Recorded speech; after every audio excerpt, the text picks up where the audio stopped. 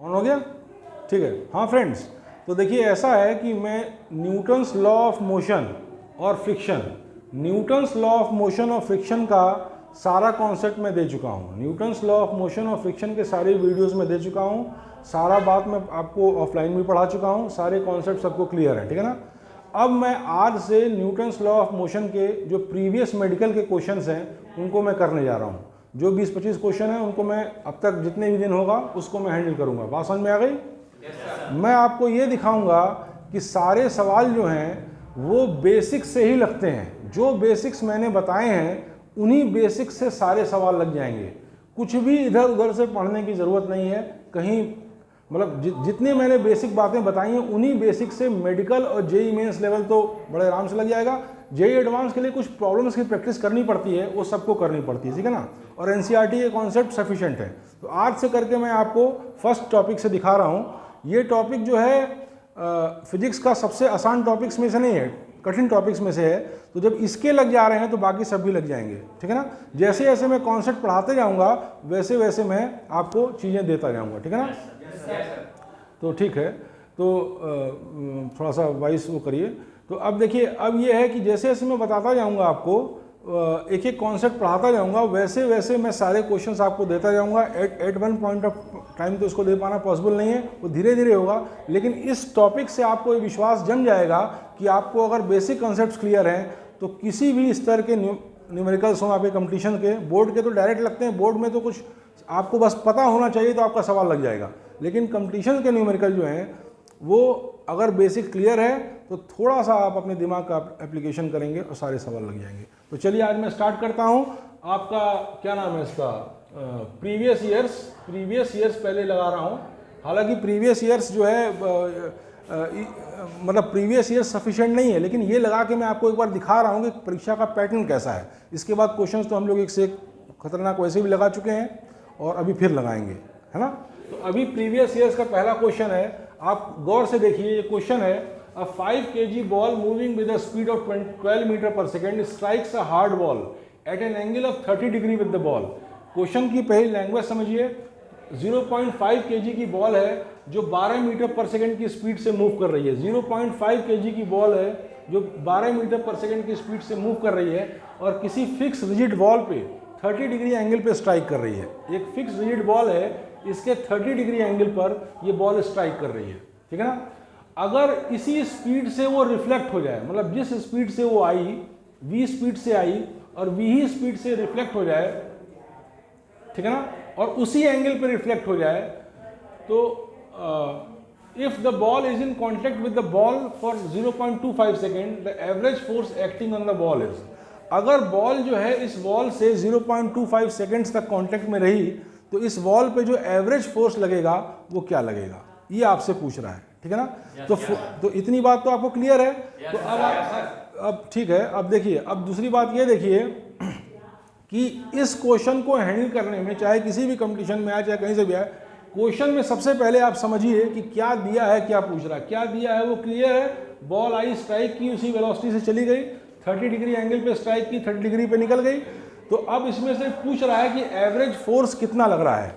तो आपको मैंने फोर्स की डेफिनेशन क्या बताई है, rate of change of momentum is force, means change in momentum upon time is force. देखिए हर क्वेश्चन जो है वो बेसिक सही लगेगा।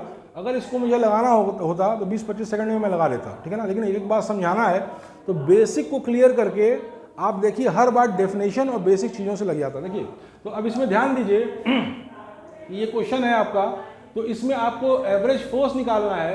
तो फोर्स क्या होता है, rate of change of momentum. तो सबसे पहले आपको चेंज इन मोमेंटम निकालना है, डेल्टा पी, और डेल्टा टी से डिवाइड कर देना है, आपका आंसर आ जाएगा। देखिए फटाक से देखिए, ये इतनी बात अगर आपको नीट क्वालिफाई करना है तो इतनी बात आपको 5 से 7 सेकंड में स्ट्राइक कर जानी चाहिए। इतनी बात पढ़ते ही अगर एक्चुअल क्वालिफाई करें 5 से 7 सेकंड में इतनी बातें स्ट्राइक कर देनी चाहिए, और फिर कैलकुलेशन का पार्ट आता है, क्योंकि कुल तो आपको 1 मिनट के अंदर कर देना है, ठीक है ना। 1 मिनट में रंग भी देना है, 1 मिनट 1.25 मिनट, फिजिक्स के लिए मान लीजिए थोड़ा ज़्यादा, ठीक है ना। तो अब change in momentum upon time, change in momentum upon time, तो चेंज इन मोमेंटम आप निकालेंगे तो देखिए यहाँ पे अगर इसको आप रिजॉल्व करेंगे, अगर ये थीटा है तो ये भी थीटा होगा 30 डिग्री, अगर ये 30 डिग्री है तो ये भी 30 डिग्री होगा, अल्टरनेट एंगल। ये सारी बात आप जानते हैं। अब इसको अगर आप रिजॉल्व करेंगे तो इधर आ जाएगा v cos 30 डिग्री और इधर आ जाएगा v sin 30 डिग्री। ये सिंपल कॉन्सेप्ट है, आपको पता है, वेक्टर को हमने रिजॉल्व कर दिया। अब जब यहाँ से ये लड़ के लौटा तो देखिए किस तरह कोलिजन है, ये इलास्टिक कोलिजन है, ये इलास्टिक कोलिजन है, इसमें एनर्जी का कोई लॉस नहीं हुआ, ठीक है ना। ये हम सब आपको बता चुके हैं पहले, इलास्टिक कोलिजन में जो एनर्जी का लॉस नहीं होता है। अब आप नेक्स्ट बात देखिए कि जब ये ऐसे करके लौटा, यहाँ पे भी आप इसको v को दो, ये v वेक्टर है, दो उसमें डिवाइड कर दीजिए, ये इधर हो गया v cos 30 डिग्री और इधर हो गया v sin 30 डिग्री। इस प्रकार आप देख रहे हैं कि इस मोमेंटम का जो कंपोनेंट इस डायरेक्शन में है, इस मोमेंटम का जो कंपोनेंट इस डायरेक्शन में है वो चेंज नहीं होता। पहले भी v cos 30 डिग्री था और बाद में भी v cos 30 डिग्री है। जो भी मोमेंटम चेंज हुआ है वो इस वॉल के परपेंडिकुलरली चेंज हुआ है, इस वॉल के परपेंडिकुलरली मोमेंटम चेंज हुआ है, ठीक है ना। तो वॉल के परपेंडिकुलरली कैसे है, आप देखिए v sin 30 डिग्री से इस डायरेक्शन में आ रही थी बॉल और टकराने के बाद v sin 30 डिग्री से इस डायरेक्शन में चली गई। v sin 30 डिग्री से इस डायरेक्शन में बॉल आ रही थी और टकराने के बाद v sin 30 डिग्री से इस डायरेक्शन में चली गई। तो चेंज इन मोमेंटम क्या हो जाएगा, ट्वाइस mv sin 30 डिग्री, यही ना होगा। चेंज इन मोमेंटम क्या होगा, initial momentum minus final momentum. अगर इस डायरेक्शन को आप पॉजिटिव मानिए, अगर इस डायरेक्शन को पॉजिटिव मानिए तो आपका initial momentum minus final momentum क्या होगा, ट्वाइस mv sin 30 डिग्री। तो यहाँ पे आप पुट कर दीजिए ट्वाइस mv sin 30 की वैल्यू होती है 1/2। जब आप सॉल्व करेंगे तो हर स्टेप जैसे आप बोर्ड में करते हैं, हर स्टेप लिख कर this implies that, this implies that, this, इस तरह करके नहीं करेंगे। आप इतनी बात को मन में ही सोच लेंगे, ठीक है ना। और इतनी बड़ी चीज़ को आप 2-3 सेकंड में आपको पढ़ के समझ जाना है, वो तब समझेंगे जब थोड़ा सा प्रैक्टिस सॉल्व करेंगे। लेकिन बेसिक्स कहीं और से नहीं, बेसिक यहीं से, ठीक है ना। तो अब देखिए twice mv sin 30 degree upon delta T, delta T आपका दिया है 0.25 सेकेंड यानी 1/4 सेकेंड, सीधे आपने पुट कर दिया ना। अब m की वैल्यू दिया हुआ है 1/2 मास पुट कर दिया, ठीक है। और वेलोसिटी कितनी दी हुई थी, वेलोसिटी कितनी दी हुई है इसमें 12 मीटर पर सेकेंड। हाँ, वेलोसिटी दी है 12 मीटर पर सेकेंड, ये पुट कर दिया, ठीक। और ये हाफ sin 30 डिग्री और 1/4 ये। अब इसको आप जब सॉल्व करेंगे तो ये 2 कैंसिल हो गया, ये 2 6 या 12 और 6 4 या 24 न्यूटन का फोर्स लगेगा। ये सवाल सबको समझ में आया? yes, बढ़िया समझ में आया? yes, अरे आराम से बोलिए, मजे से बोलिए, ठीक है ना। समझ में आया तो बस बोल दिए समझ में आया, ठीक है ना। हाँ तो बस, तो ये बात क्लियर हो गई। अब नेक्स्ट चीज आप देखिए, नेक्स्ट चीज मैं आपको बताने जा रहा हूं, ये आपका प्रीवियस मेडिकल का एक क्वेश्चन मैंने हैंडल कर दिया। आज मैंने शुरुआत की है और आप देखिएगा कम से कम आपको 200 सवाल मैं इस चैप्टर के लगा के दिखाऊंगा। पहले प्रीवियस ईयर के इसलिए लगा के दिखा रहा हूं क्योंकि जब तक मैं लगा के प्रीवियस ईयर का दिखाऊंगा नहीं, तब तक आप लोगों को पूरी तरीके से विश्वास नहीं होगा कि बेसिक कंसेप्ट से सारे सवाल लग जाते हैं। जब पैटर्न बता दूंगा तो फिर इससे टफ क्वेश्चंस लगवाऊंगा, जिससे आप लोग, जैसे मान लीजिए कि आपको 5 किलोमीटर की प्रैक्टिस करनी है, 5 किलोमीटर आधे घंटे में आपको रनिंग की प्रैक्टिस करनी है, तो मैं 10 किलोमीटर्स की प्रैक्टिस कराऊंगा, जिससे जब एग्ज़ाम के सेटिंग में आपको कितना भी प्रेशर हो आप आराम से कर सकें, ठीक है ना। लेकिन प्रीवियस ईयर का एक बार पैटर्न देख लीजिए और एक बार इस बात का प्रैक्टिकल बिलीफ ले लीजिए कि हर चीज़ जो है बेसिक डेफिनेशंस और सिंपल फॉर्मूलाज से, सिंपल कॉन्सेप्ट से पॉसिबल है। तो पहला एग्जाम्पल मैंने दे दिया। अब दूसरा सवाल आप देखिए, दूसरा क्वेश्चन ये है, आंसर मिला लीजिए इसका। अब दूसरा मिला लीजिए, दूसरा ये है कि अ body under the action of a force this acquires an acceleration of this, the mass of the body must B. एक बॉडी है जिसके ऊपर ये फोर्स लग रहा है, एक बॉडी है जिसके ऊपर ये फोर्स लग रहा है और उसके जो एक्सेलरेशन हो रहा है वो इतना है। तो मास ऑफ द बॉडी पूछ रहा है, ये तो एकदम बोर्ड लेवल का क्वेश्चन है, भले कंपटीशन में आया, भले मेडिकल में आया है, लेकिन बोर्ड के बच्चे भी इसको कर देंगे बड़े आराम से। तो देखिए, a body under the action of a force this acquires an acceleration of 1 metre per second square, the mass of the body must be. तो मास क्या होता है, फोर्स बाई, मास क्या होता है, फोर्स बाई एक्सेलरेशन। हाँ ठीक है, तो फोर्स आपका दिया है 6i minus 8j plus 10k। Force दिया है 6i minus 8j plus 10k। तो इस फोर्स का पहले आप फोर्स वेक्टर का आप मॉड निकाल लेंगे, मैग्नीट्यूड, ठीक है ना। वो मैग्नीट्यूड आपको पता है, वेक्टर चैप्टर में मैं पढ़ा चुका हूं कि फोर्स का मैग्नीट्यूड होगा, कोई ऐसा वेक्टर है तो उसका मैग्नीट्यूड होगा 6 square plus 8 square plus 10 square. ठीक है ना। इस तरह से इसका मैग्नीट्यूड आ जाएगा, इस फोर्स का मैग्नीट्यूड आ जाएगा। बात समझ में आई? फोर्स का मैग्नीट्यूड आ गया। अब जब मैग्नीट्यूड आ गया आपका, तो इस मैग्नीट्यूड से आप जो भी यहाँ पर आया मॉड वेक्टर एफ, इसको आप कैलकुलेट कर लीजिएगा। अगर इस छोटे छोटे कैलकुलेशन हम करते रहे तो दिक्कत होगी, जहाँ आंसर कभी नहीं फंसा है ना कभी फंसेगा। दिक्कत होगी तो आप घर पे करके देखिएगा, फिर हमसे कल पूछेगा, हम बता देंगे, ठीक है ना। तो इसका कैलकुलेशन कर लिया, एफ बाई एक्सेलरेशन, एक्सेलरेशन आपका क्या है 1, तो ये आपका आंसर हो जाएगा, ठीक है ना। वो आपका हो गया 6 या 36 और 8 8 या 64, तो 100 हो गया। 100 प्लस 100 क्या हो गया 200 हो गया, और 200 क्या हो गया 10√2, तो ये आपका 10√2 है। आंसर चेक करिए, करेक्ट है।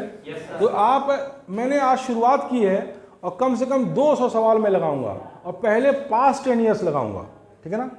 लेकिन ये मत सोचिए कि पास्ट 10 ईयर्स सफिशिएंट है।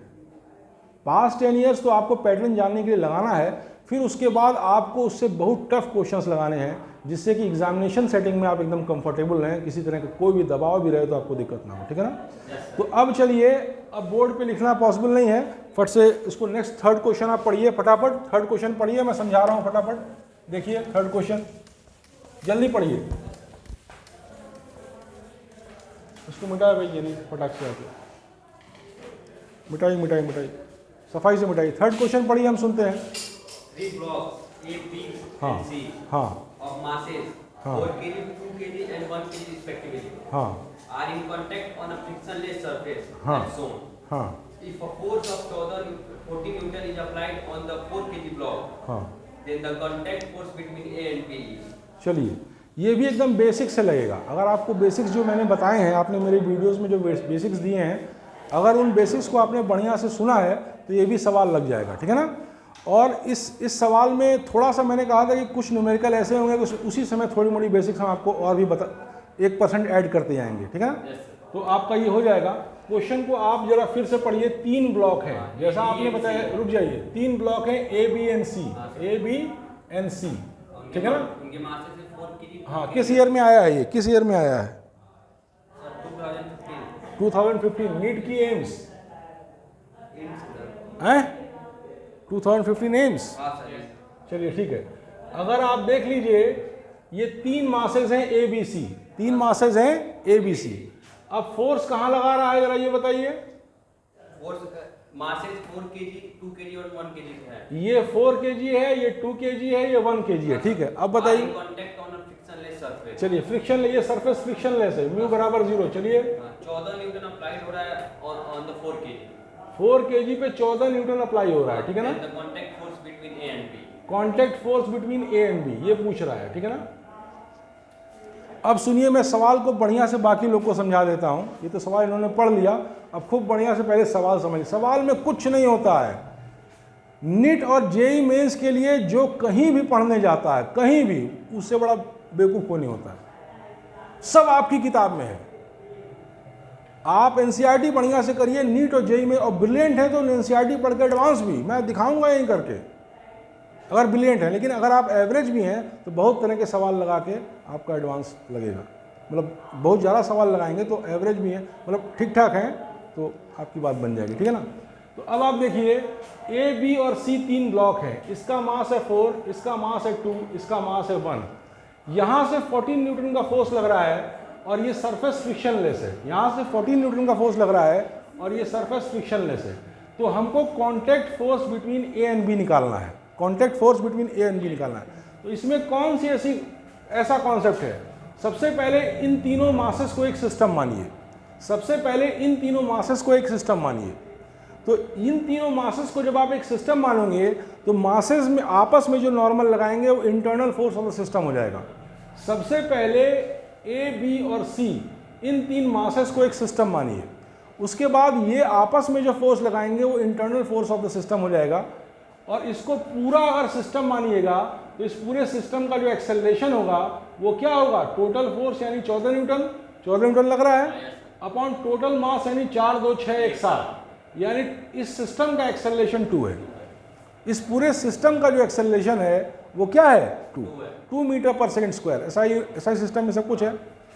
अच्छा, अब देखिए, आपको इसके और इसके बीच का कांटेक्ट फोर्स निकालना है। इसके और इसके बीच का कांटेक्ट फोर्स, ठीक है ना। तो मैं बॉडी ए का FBD ड्रॉ कर रहा हूँ, बॉडी ए का force body diagram FBD draw कर रहा हूँ। लेकिन इसमें से कौन सी ऐसी बात है जो मैंने बताया नहीं है? इसमें से कौन सी ऐसी बात है, मतलब सब वही सारी बातें हैं, बस आपको अप्लाई करना है, ठीक है ना। तो अब आप देखिए, ए का मैं FBD बना रहा हूँ, इसके ऊपर फोर्स लग रहा है 14 न्यूटन, इसके ऊपर फोर्स लग रहा है 14 न्यूटन। अगर इसका नॉर्मल n है और n इधर है, अगर यहाँ पे नॉर्मल n लग रहा है, n इधर है, 14 न्यूटन फोर्स इधर है, ठीक है ना, और जब पूरे सिस्टम का एक्सेलरेशन a है तो a का भी एक्सेलरेशन a होगा, a का भी एक्सेलरेशन a होगा। अब देखिए, इसका फोर्स बॉडी डायग्राम ड्रॉ करा दिया, इसका एक्सेलरेशन a इधर है, इससे अब हम क्या बना रहे हैं? इसका फोर्स इक्वेशन। फोर्स इक्वेशन बनाएंगे तो क्या बनेगा? 14 minus n is equal to m। Mass क्या है a का? 4। एक्सेलरेशन क्या है पूरे सिस्टम का? 2। और जब इसको सॉल्व करेंगे तो नॉर्मल बराबर क्या आ जाएगा? 14 माइनस 8, और इस तरीके से आपका आंसर 6 न्यूटन आ जाएगा। आंसर मिलाइए। करेक्ट है। यस सर, करेक्ट है, आंसर आपका 6 न्यूटन आ जाएगा, ठीक है ना। Yes sir. मेरी बात समझे। अब दूसरी बात आप ये देखिए कि जो इसके ऊपर नॉर्मल ये लगाएगा, वही इसके ऊपर नॉर्मल ये लगाएगा, क्योंकि एक्शन रिएक्शन मैंने आपको बताया था, are in pairs, Newton's third law. तो जो ए बी पे लगाएगा, वही बी ए पे लगाएगा, action and reaction are in pairs, ठीक है ना। तो हमको बी का निकालना है, तो हमने ए का निकाल लिया, तो वही बी का भी होगा। बात समझ में आई? तो अब आप बताइए, अभी तक 3 सवाल मैं डिस्कस किया हूं, और अगर टाइम मिला, आप लोग कोऑपरेट किए, तो मैं इसमें 500,000 सवाल कराना चाहता हूं। 500,000 सवाल आप लोग प्रैक्टिस करिए इसके, जिससे कम से कम इस टॉपिक में ये हो जाए कि तुरंत अगर आपका एडवांस लेवल तक अभी क्वेश्चन आ जाए तो तुरंत आपका लग जाए। नीट और ये जेईई मेंस एकदम 100% लग जाए, और एडवांस लेवल के भी लगने की काफ़ी संभावना रहे, ठीक है ना। मौसम का ये बहुत टिपिकल आ जाता है, कभी नहीं भी लगता है, ठीक है ना। तो अब आप देखिए, नेक्स्ट चीज़ देखिए, तो एक बात और भी तो है कि नीट की मेरिट हाई होती है तो आईआईटी की मेरिट भी तो बहुत कम होती है। 30% पे तो सिलेक्शन होता है। आप मतलब जस्ट सिलेक्शन के लिए एक जनरल कैंडिडेट को आप मान के चलिए कि 32% है तो हो जाएगा। 360 से 390 के बीच पेपर होता है, 360 से लेकर 390 के बीच वेरी करता रहता है। तो मान लीजिए इसमें आपको एक जनरल कैंडिडेट है, तो उसका 110 या 112 इस टाइप का हो तो कहानी बन गई, ठीक है ना। तो ये सीन है, कोई उसमें टफ है तो कम भी तो आता है, थोड़ा सब करना है। नीट मान लीजिए थोड़ा आसान है तो उसका क्या कहते हैं, मेरिट भी बहुत हाई जाती है, ठीक है ना। तो अब नेक्स्ट चीज देखिए, नेक्स्ट क्वेश्चन पढ़िए आप, कोई बढ़िया क्वेश्चन पढ़िए। इसको मिटाओ भाई, फट से मिटाओ। नेक्स्ट क्वेश्चन पढ़िए। ब्लॉक ऑफ मास m1 हाँ rest on a horizontal table. हाँ A light string connected to it passes over a frictionless pulley हाँ at the edge of table, and from its other end another block B of mass m2 हाँ is suspended. हाँ The coefficient of kinetic friction between the block and table is mu. हाँ। When the block A is sliding on the table, the tension in the string is. चलिए, इसमें भी कोई ऐसी बात नहीं है, इससे बहुत कठिन कठिन सवाल मैं आप लोगों को लगवा चुका हूँ, ठीक है ना। ये सारा बेसिक्स मैं बता चुका हूँ। मैं पास्ट 10 ईयर्स करा के यही दिखा रहा हूँ कि कोई मतलब पास्ट 10 ईयर्स तो बहुत इजी वे होता है, ठीक है ना। तो अब आप देखिए, ये देखिए, जैसे आपका ये सिस्टम है, खूब बढ़िया समझिए, ये सिस्टम है, यहाँ पे एक फ्रिक्शनलेस पुली लगी हुई है। ये सिस्टम है, किस ईयर में आया था क्वेश्चन ये वाला? यही सर 2015 2015 का ये भी है। नीट की एम्स, वही है सर 10 एम नीट नहीं एम्स का है। एम्स में इतना इजी नहीं है, देखिए कार्य से देखिए। हाँ सर वही। अच्छा, चलिए 2015 में आया। तो देखिए क्वेश्चन को समझिए आप, क्वेश्चन के नेचर को देखिए, और सब बेसिक कॉन्सेप्ट सही लगता है, कुछ और नहीं पढ़ना है। जैसे मान लीजिए ये आपका मान लीजिए एक ब्लॉक है। इस ब्लॉक का क्या है बेटा? इस ब्लॉक का क्या मास दिया है? सर मास दिया m1 m2। नहीं, m1 इसकी वैल्यू कितनी दी है? वैल्यू नहीं दी है। अच्छा चलिए, m1 दिया है, और यहाँ पे कहा है कि एक और मास लटका हुआ है जिसकी वैल्यू क्या है? m2। यही ना दिया है? यस। तो अब देखिए, आराम से देखिए, ये m1 है, ये m2 है। तो अब उसमें फिर क्या बोल रहा है कि इस सरफेस का कोएफिशिएंट ऑफ फ्रिक्शन म्यू है। यहाँ पे एक ब्लॉक M1 लगा है, एक ब्लॉक M2 लगा है, ये फ्रिक्शनलेस पुली है, इस सरफेस का कोएफिशिएंट ऑफ फ्रिक्शन म्यू, यही कह रहा है ना। Yes, sir. अब क्या पूछ रहा है, When the block is sliding on the table, हाँ जब ये स्लाइड करेगा तो नीचे आएगा, the tension in the string. हाँ तब उस केस में टेंशन इन द स्ट्रिंग कितना है। तो चलिए बहुत इजी क्वेश्चन, इससे बहुत कठिन कठिन हम लोग डिस्कस किए हैं। तो अब आप एक काम करिए कि M1 का FBD बनाइए। M1 पे कितने फोर्सेस लगेंगे, देखिए ध्यान से देखिए, M1 पे कितने फोर्स लगेंगे, एक तो ग्रेविटी फोर्स M1G नीचे लगेगा, दूसरा इस सरफेस का रिएक्शनरी फोर्स नॉर्मल ऊपर लगेगा, ठीक है ना, कॉन्टैक्ट फोर्स नॉर्मल ऊपर लगेगा। चूंकि इस डायरेक्शन में कोई भी मोशन नहीं है इसलिए नॉर्मल बराबर M1G होगा। यहाँ तक की बात क्लियर है, यहाँ तक कोई बहुत टिपिकल चीज़ है नहीं। जब ये इसके ऊपर स्लाइड करना शुरू करेगा, जब ये इसके ऊपर स्लाइड करना शुरू करेगा, तो मैंने आपको क्या डेफिनेशन दी थी कि friction is a force which opposes any relative motion at the point of contact. तो वही, और कितना लगेगा, अगर बॉडी मोशन में आ गई तो फोर्स म्यू इंटू एन लगेगा। ये बेसिक हम पहले डिस्कस कर चुके हैं, कुछ भी ऐसा आता ही नहीं जो बेसिक और डेफिनेशन से ना लगे, एटलीस्ट नीट और जेईई मेंस लेवल पे, ठीक है ना, एकदम बेसिक से लगती है चीज़ें। तो अब आप देखिए दूसरी चीज़ देखिए कि अब ये मान लिया इसका मैंने, ये ऐसे लग रहा है, तो इसके जब ये मूव कर रहा है तो इसके ऊपर फ्रिक्शन फोर्स कहाँ लगेगा, म्यू एन इधर लगेगा बेटा, ठीक।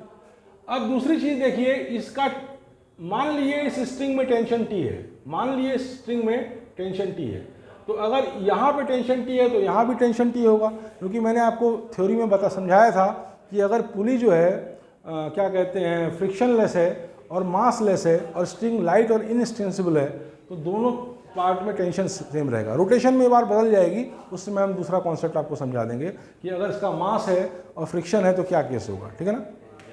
तो अब आप देखिए ये दोनों टेंशन हो गया, ये टेंशन हो गया। अब इसका आप FBD ड्रॉ कीजिए, FBD ड्रॉ करेंगे तो टेंशन इधर लग रहा है, इसका टेंशन इधर लग रहा है, M1G नीचे लग रहा है, नॉर्मल ऊपर लग रहा है, ठीक है ना।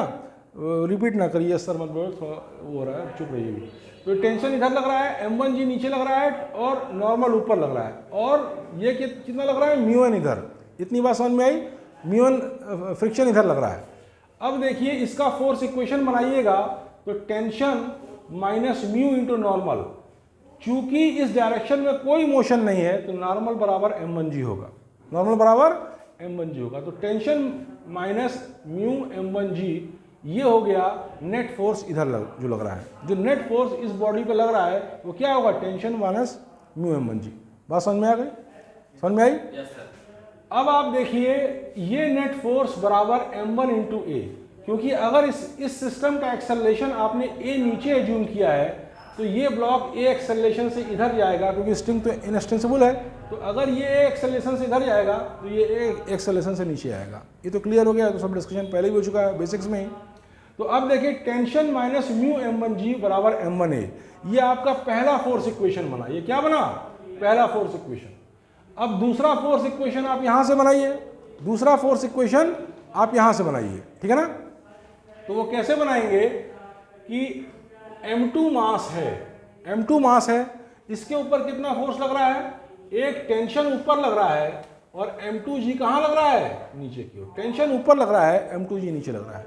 ये FBD हो गया इस मास का, और ये मास ए एक्सेलरेशन से नीचे भी आ रहा है ना। तो अब जब इसका आप वो ड्रॉ करेंगे फोर्स इक्वेशन बनाएंगे तो फोर्स इक्वेशन होगा M2G minus tension is equal to M2A, क्योंकि एक्सेलरेशन नीचे की ओर हो रहा है, इसका मतलब M2G ज़्यादा है, तो M2G minus tension is equal to M2A। इस तरीके से इस बॉडी का आपको फोर्स इक्वेशन मिल गया, ठीक है। इस बॉडी के फोर्स इक्वेशन से आप देख रहे हैं tension minus mu M1G is equal to M1A, और इस बॉडी के फोर्स इक्वेशन से देख रहे हैं M2G minus tension is equal to M2A। ये दोनों बात समझ में आई। अब आपको पूछ क्या रहा है, tension in the string, tension in the string पूछ रहा है ना। तो अब पहले में देखिए म्यू आपको पता है, M1 पता है, G पता है। पहले में क्या है, म्यू पता है, M1 पता है, नॉइज उनकी भी इंटरफेयर करेगी पहले केस में, बाद में म्यू पता है, M1 पता है, G पता है, ठीक है ना। दूसरा इसका M1 पता है और A पता है, A नहीं पता है, ठीक है ना। ए और टी इसमें वेरिएबल है और ए और टी इसमें वेरिएबल है। तो मैं आपको समझा चुका हूँ, अगर दो इक्वेशन और दो वेरिएबल हो तो उसमें से आप एक को एलिमिनेट कर दीजिए। आप एक्सेलरेशन को एलिमिनेट कर दीजिए, आपको टेंशन की वैल्यू आ जाएगी। ऐसे करिए कि इस इक्वेशन से आप एक्सेलरेशन की वैल्यू निकाल लीजिए। इस इक्वेशन से एक्सेलरेशन की वैल्यू क्या होगी, m2g minus tension upon m2, ये हो गई एक्सेलरेशन की वैल्यू। अब यहाँ पुट कर दीजिए। जब पुट कर देंगे तो टेंशन आ जाएगा mu m1g plus m1a, acceleration की वैल्यू यहाँ से पुट कर दीजिए, m2g minus tension upon m2। अब इसमें टेंशन इधर ले आके सॉल्व कर लीजिए, आपका आंसर आ जाएगा। ठीक है ना, कर लीजिए, वो आ जाएगा, आ ही जाता है। अगर कोई 19-20 होगा तो कल हमको फिर से दिखाइएगा। चलिए मिटाइए फट से। नेक्स्ट क्वेश्चन पढ़िए। 3 blocks with masses m, 2m and 3m are connected by strings. 3 blocks of masses m, 2m and 3m हाँ are connected by by strings as shown in the figure. By strings Yes. As shown in the figure. Figure दिखाइए, figure दिखाइए। अच्छा, m, 2m और 3m, पहले m है फिर 2m है फिर 3m है। तो देखिए ये कह रहे हैं ये आपका है m, ये क्या है m, इसके बाद क्या है यहाँ पे 2m और उसके बाद क्या है आपका 3m, ये है ना। 3 ब्लॉक्स। क्वेश्चन को पहले समझिए, क्वेश्चन के नेचर को आप समझिए। एक भी बेसिक कॉन्सेप्ट, एक भी न्यूमेरिकल ऐसा नहीं होगा जो बेसिक कॉन्सेप्ट और डेफिनेशन से आप ना लगा लें। 4-5 तो आज मैंने आपको पास्ट ईयर्स का लगा के दिखाया है ना। और धीरे धीरे आप देखिएगा कि एक चैप्टर से कॉन्फिडेंस आया आपको, धीरे धीरे जब 4-5 चैप्टर हुए सभी की यही हाल है, हर चैप्टर की यही हाल है। अगर स्कूल में ही बेसिक्स पढ़ा देता तो ये सब की बस क्वेश्चन ही प्रैक्टिस करना पड़ता। ठीक है ना। अब आप देखिए मास m है, 2m है और 3m है। कौन कौन सा मास है, m, 2m और 3m। इसके ऊपर फोर्स कितना लग रहा है ऊपर, Upward force applied on block m. हाँ The masses move upward at constant speed. नहीं कितना फोर्स लग रहा है, Force दिया है sir. फोर्स दिया नहीं, F मान लीजिए। चलिए Applied on block. हाँ चलिए, The masses move upward at constant speed v.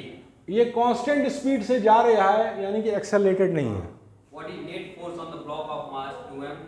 What is the net force on the block of mass 2m. 2m. G in the acceleration due to gravity.